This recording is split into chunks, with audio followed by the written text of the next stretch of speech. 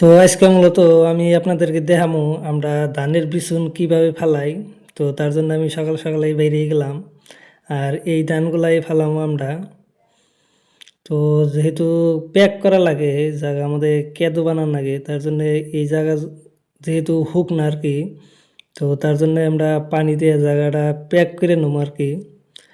Hook না আমাদের বিছুন ফালাইলে তেমন একটা বিছুন ভালো হয় না আর কি, তার জন্য মূলত আমরা প্যাক করে বিছুন ফালাই। তো তার জন্যে আমরা প্যাক করতেছি। এখানে কিন্তু অনেক হুক না আসাল। আর ওই পাশে দেখতেছেন ওখান থেকে কিন্তু মানুষে আগে বিছুন ফালাইছে আর কি। তো আমরা পাশে বেড়ে গেছি, যাই হোক আমরা মূলত আজকে ফালাম আর কি। তো তার জন্য জায়গাটা ভালো করে প্যাক করে নিলাম।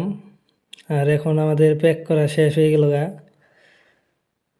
আর এখন মূলত আব্বা বিছুন ফেলাবো, যেহেতু আমি ফালান হারি না আর কি, একখানে জ্বর হয়ে জায়গা, তার জন্য আব্বা ফালাইতেছে।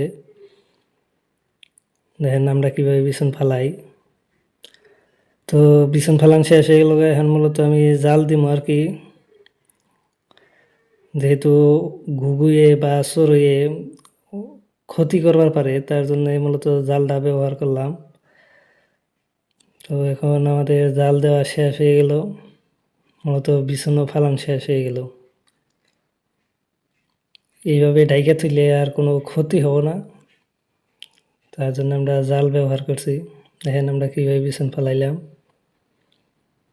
আর এই ধানগুলো আমরা গারমো মোটর তুইলে হাইরে, তার জন্য মূলত ইরি ধানের বিছুনটা একটু আগ ঘুরি ফেলান লাগে, তার জন্য আমরা ফালাইলাম।